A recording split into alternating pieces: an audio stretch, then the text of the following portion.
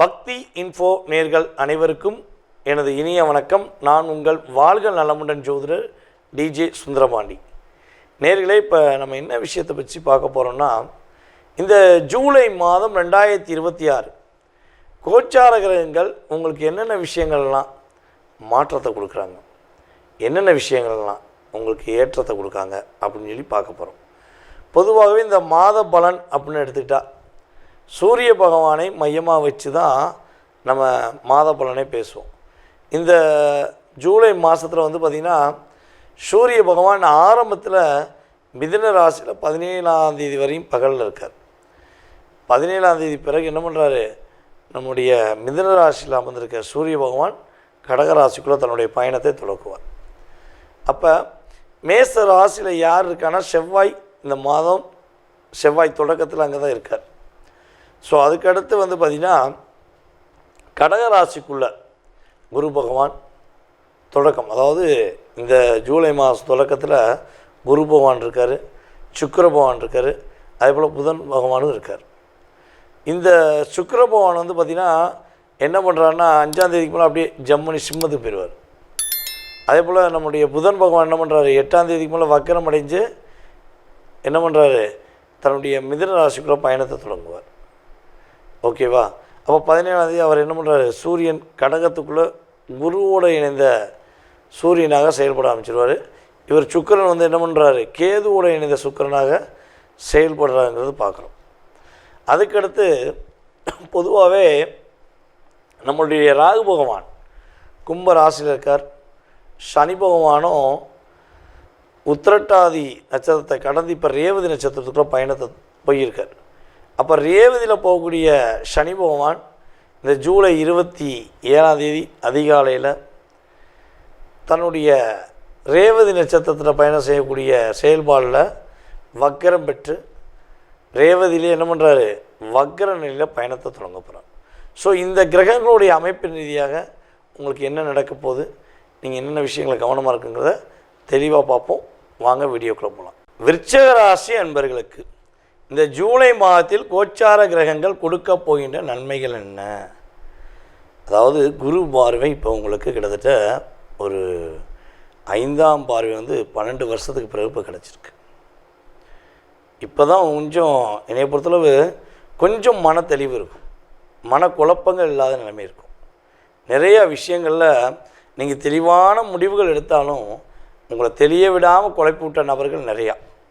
ஆனால் குருவுடைய பார்வை ராசி மேலே படுகின்ற இந்த அற்புதமான ஒரு காலகட்டம் உங்கள் லைஃப்பில் பெரிய ஏற்றத்தை தரக்கூடிய ஒரு காலகட்டமாக இருக்கும்.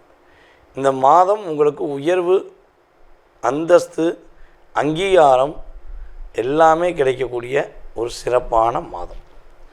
அதாவது என்னை பொறுத்தவரை பார்த்திங்கன்னா நம்முடைய விருச்சிக ராசி என்பவர்களுக்கு விடாமுயற்சி விஸ்வரூப வெற்றின்னு சொல்லுவோம். ஆனால் நீங்கள் பல வருடங்களாக பல முயற்சியை எடுத்து எண்டா பாயிண்ட் அப்படின்னு சொல்லுவோம். கிட்டத்தட்ட ஒரு 60-70% கொண்டு போயிட்டீங்க. ஆனால் அந்த 80க்கு அப்புறம் கொண்டு போன விருச்சிக ராசிக்காரங்க ரொம்ப ரொம்ப கம்மி. ஏன்னா அவ்வளோ தூரம் உங்கள் மேலே கந்திஷ்டி, பொறாமை, அதாவது உங்கள் கூடயே இருந்து குளிப்பறிக்கக்கூடிய தன்மையெல்லாம் நடந்தனால அந்த 60 தாண்டி 80 போகும்போது தடுமாற்றம் வந்துடும். 80க்கு அப்புறம் நிலையான போராட்டம் வந்துடும். ஸோ அப்போ உங்களால் அச்சீவ்மெண்ட் கொண்டு போக முடியாத நிலைமைக்கு இருந்த நிலை மாறுது. இந்த ஜூலை மாதம் உங்களுடைய எல்லா விதமான முயற்சிகளும் வெற்றி பெறக்கூடிய ஒரு அற்புதமான மாதமாக, வருமானத்தை இரட்டிப்பாக பெறக்கூடிய ஒரு சிறப்பான மாதமாக இந்த மாதம் இருக்க போது. யார் யாரெல்லாம் விருச்சிக ராசி என்பவர்களில் அரசாங்க வேலையில் இருக்கீங்களோ ஒரு 17ஆம் தேதி வரை என்ன பண்ணுங்கள், கொஞ்சம் பொறுமையாக நிதானமாக காத்துருங்க. 17க்கு அப்புறம் உங்களுக்கான ஒரு அங்கீகாரம் கிடைக்கும். உங்களுடைய வேலையில் எவ்வளோ கஷ்டங்களையும் எவ்வளோ போராட்டங்களையும் பார்த்து நீங்கள் இப்போ இந்த ஒரு 17 நாள் பொறுமையாக இருந்துட்டீங்கன்னா உறுதியாக உங்களுக்கான அங்கீகாரம், உங்களுடைய திறமையை நீங்கள் சொல்ல தேவையில்லை, உங்கள் கூட இருக்கவங்க, உங்களை குளிப்பறிச்சவங்க என்ன பண்ணுவாங்க, உங்களை சொல்லி உயர்த்தி விடக்கூடிய ஒரு அற்புதமான ஒரு மாற்றத்தை தரக்கூடிய ஒரு மாதமாக இந்த மாதம் இருக்க போது. அதே போல் பார்த்திங்கன்னா இந்த மாதத்தில் நம்முடைய விருச்சிக ராசி என்பவர்களாகிய உங்களுக்கு ஒரு மிகப்பெரிய ஒரு பொக்கிஷமான ஒரு அன்பான பாசமான உறவு உங்களுக்கு கிடைக்க போகுது. அது எந்த உறவு அப்படின்னு நினச்சிங்கன்னா, ஒன்றும் உங்களுடைய காதலாக இருக்கலாம், அல்லது உங்களை விட்டு பிரிந்த இன்னும் நீங்கள் அவங்க மேலே பாசம் வச்சுக்கிங்கன்னா பாசக்கார உறவாக இருக்கலாம், அல்லது உங்களுடைய வாழ்க்கை துணையை தேடிக்கிருக்கீங்கன்னா உங்களுடைய எதிர்கால வாழ்க்கை துணையாக கூட இருக்கலாம். சரியா? அந்த அளவுக்கு உங்கள் லைஃப்பில் ஒரு பொக்கிஷம் என்று சொல்லக்கூடிய ஒரு அற்புதமான உறவு உங்களுக்கு கிடைக்க போகுது. அதே போல் இந்த மாதத்தில் பார்த்திங்கன்னா, நம்முடைய விருச்சிக ராசியில் பிறந்த கேட்டை நட்சத்திரக்காரங்க ஒவ்வொரு வாரமும் புதன்கிழமை மறக்காமல் உங்களுடைய வீட்டு பக்கத்தில் இருக்க பெருமாள் கோயிலில் போய் வழிபாடு செய்யுங்க. ஓகேவா? பெருமாள் கோயிலில் போய் மறக்காமல் வழிபாடு செய்யுங்க. புதன்கிழமை போய் வழிபாடு செய்யுங்க. ஸோ அதே போல் பார்த்திங்கன்னா, இந்த வழிபாடை தவிர்த்து சில விஷயங்கள் அப்படின்னா, உங்களை விட கொஞ்சம் வயது குறைந்தவர்களிடம் கொஞ்சம் என்ன பண்ணுங்கள், விவாதம் பண்ண வேண்டாம்.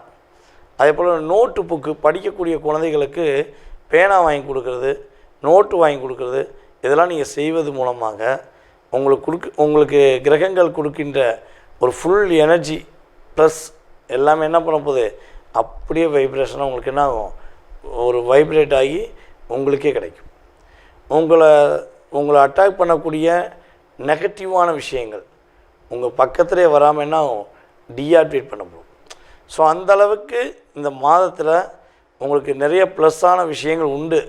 ஸோ ஆனால் நீங்கள் என்ன பண்ணணும், நான் சொல்லக்கூடிய இந்த வழிபாடையோ அல்லது நான் சொல்லக்கூடிய இந்த உதவியோ நீங்கள் செய்யும்போது உறுதியாக நம்முடைய விருச்சிக ராசிக்காரங்க வில்லங்கம் இல்லாத, விவகாரம் இல்லாத, போராட்டம் இல்லாத, கஷ்டம் இல்லாத, நிம்மதியான ஒரு அற்புதமான மாற்றத்தை சந்தித்தோன்னு சொல்லி அதாவது மன நிறைவோடு இருக்கக்கூடிய ஒரு சிறப்பான மாதமாக இந்த மாதம் உறுதியாக உண்டு.